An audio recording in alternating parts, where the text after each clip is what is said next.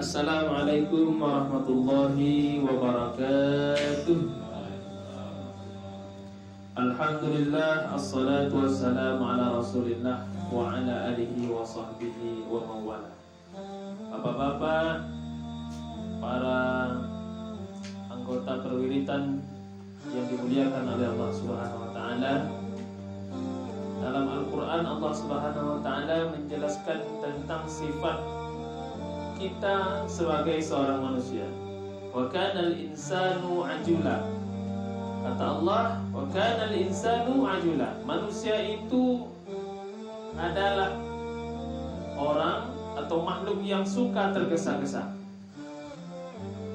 Maka daripada itu, mafhum mukhalafah atau makna lain yang diinginkan dari ayat ini adalah jangan kita suka tergesa-gesa. Kalau Allah katakan manusia itu sifatnya tergesa-gesa, berarti makna lain yang diinginkan dari ayat ini adalah jangan kita suka tergesa-gesa. Karena tergesa-gesa itu ternyata adalah amalan syaitan.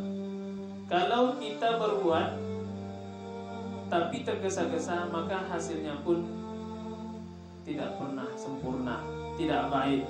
Pengerjaan yang begitu sembrono atau tergesa-gesa tanpa dipikirkan apa semua, hasilnya tidak baik. Bisa kita ambil contoh parit kita dekat masjid berkelok-kelok gitu kan.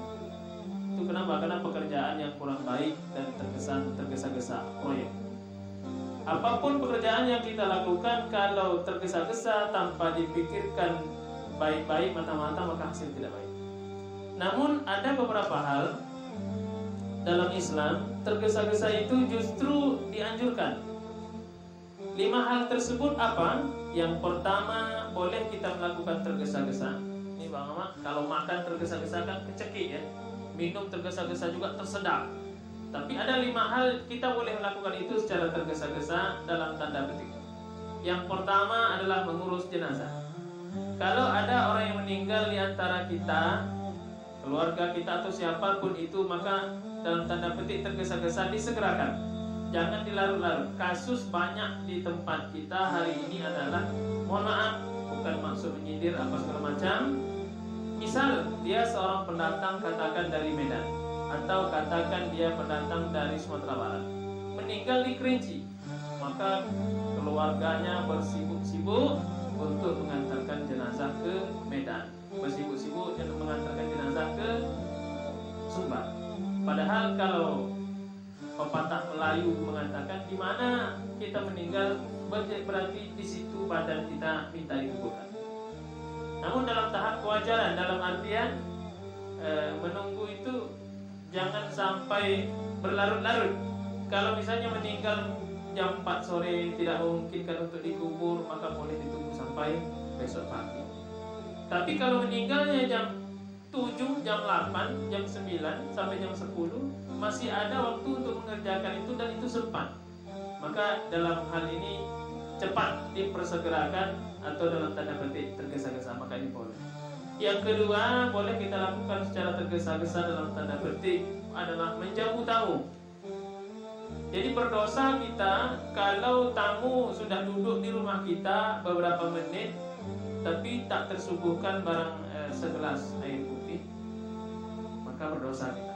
Karena kullu syai'in zakatun wa zakatul baitul dhiyafah. Segala sesuatu itu ada zakatnya, dan zakatnya rumah itu adalah menjamu tamu. Maka kita tengok Mas Imam itu di depan mejanya itu selalu ada air. Kadang-kadang kosong juga, tapi lebih banyak ada. Maka itu kenapa? Karena dia mengamalkan setiap segala sesuatu itu ada zakatnya. Zakatul baitul dhiyafah. Zakat rumah itu menjamu tamu. Jadi berdosa kita kalau sampai tamu itu masuk rumah kita tak tersuguhkan barang segelas air. Maka bersegera kita, tergesa-gesa kita, tunggu sebentar saya ambilkan air apa segala macam. Tapi basa-basi kita orang Melayu atau adat kita orang Islam di sini, tak usah sibuk-sibuk Pak, apa yang ada di keluarga. Padahal itu basa-basi. Itu yang ketiga. Yang keempat adalah membayar hutang. Membayar hutang ini, itu tadi yang kedua. Membayar hutang yang ketiga. Jadi kalau sudah jatuh tempo, jangan ditunda-tunda.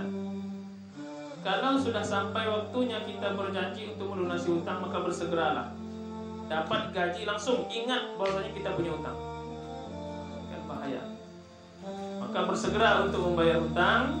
Nah, ini sangat dianjurkan meskipun secara tergesa-gesa. Yang keempat adalah menjodohkan anak gadis dengan pilihan kita, tentu dengan melihat latar belakangnya. Maka ini boleh dilakukan secara cepat, tergesa-gesa dalam tanda petik. Dah punya anak gadis, sudah sampai usianya dia menikah, kita tunda. Kadang datang calon yang sudah menurut kita sudah cocok di amalnya, ibadahnya, akhlaknya sudah baik, maka gas itu langsung. Jangan ditanya berapa kaplingnya, apa pekerjaannya. Kalau sudah ada jaminan, kita tengok dia sholatnya rajin, bicaranya baik, akhlaknya baik, maka harta di kemudian insya Allah, harta itu jaminan dari Allah Subhanahu Wa Taala. Maka jangan ditunda-tunda. Kadang-kadang anak kita sampai tua tak menikah. Kenapa? Karena banyaknya syarat dari orang tua. Menikah itu mudah, yang payah itu ada. Pernikahan itu mudahkan, jangan dipersulit. Kalau sudah sampai, pesan untuk Mas Imam ini. Jangan mesti tukang gigi juga Mas Imam ya. Kemudian yang terakhir adalah bertobat kepada Allah Subhanahu Wa Taala. Kita ini al-insan mahalul khata' wa nisyan wa khairul khata'in at-tawwabin. Sebaik-baik manusia itu tempat salah dan lupa. Sebaik-baiknya orang manusia yang salah itu adalah segera bertobat kepada Allah Subhanahu Wa Taala. Hari ini kita buat salah, bertobat sepanjang hari. Astagfirullahaladzim, astagfirullahaladzim. Karena Rasulullah SAW itu setiap hari istighfarnya tak tertandingi, ratusan kali, ribuan kali dia beristighfar kepada Allah Subhanahu Wa Taala. Padahal sudah dijamin oleh Allah Subhanahu Wa Taala masuk surga. Lalu bagaimana dengan kita yang meninggalkan salat, yang berkata kotor, menyakiti perasaan orang lain dan sebagainya, sementara kita minim sekali istighfar kita. Maka budayakan istighfar, insyaallah Allah ampuni dosa. Itulah 5 hal yang barangkali boleh dilakukan secara tergesa-gesa, sisanya tidak boleh kita lakukan secara tergesa-gesa. Mudah-mudahan bermanfaat. Inallahu musta'an wa ilaihi tiklan. Assalamualaikum warahmatullahi wabarakatuh.